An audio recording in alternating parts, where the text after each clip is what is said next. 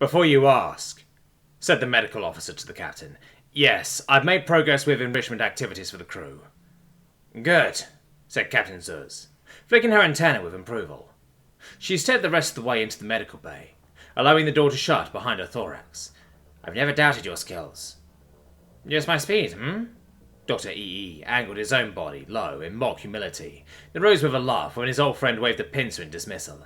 I jest, this was a challenge, but I think we've got a handle on things for the near future, assuming the wormhole repairs aren't delayed further. They shouldn't be. What have you prepared? Well, bearing in mind that the crew members all have their own methods of keeping themselves entertained, I set out to find activities that they wouldn't seek out on their own. The doctor's antenna danced as he talked. The Fleans and the strong arms on board, right now, are all artistically inclined to some degree, so I gave them permission to paint the cargo bay. Really? The captain held her antenna still. Go on. They'll be making an underwater scene, a joint effort, combining elements of their respective homeworlds. I understand they're already having a fine time planning how to fit things together.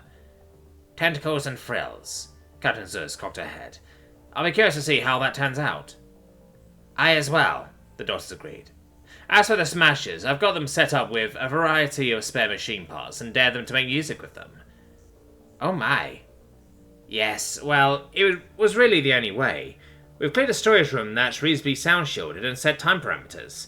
They're actually very excited to attempt sounds from other cultures, and it probably won't all be drumming. Good enough. What about the humans? Yes, the humans. Dr. EE tapped his pinches together in thought. I'll set her an active bunch. One of them actually had an idea for me, and I think it will serve them well. A bit rowdy, maybe, but... As if on cue, footsteps and whooping sounded from the hall. Captain Zraze turned just in time to see something whiz past on the floor, followed by 3 loud humans running at top speed. The captain waited for quiet before speaking. Was that a cleaning robot? Yes, Captain. And what was that on top of it? Beef jerky, Captain. The winner gets to eat it.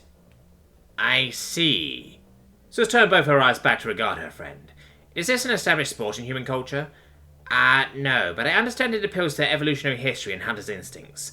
There was a talk on doing a stealth round next. If our ship was larger, they would likely set one of the cleaners on minimal battery and track it across the ship, waiting for it to get tired. I see. Zraze gazed out into the hall. Well, they are clearly enriched, I'll give you that. I made sure they program it to stick to the hallways and communal rooms, E said, and out of anywhere particularly breakable. Good. Good. Well, the captain sat on her shoulders and lifted a foreleg towards the doorway. A little ruckus for a good cause never hurt anyone. Fine work. I'll leave you to finish up your shift.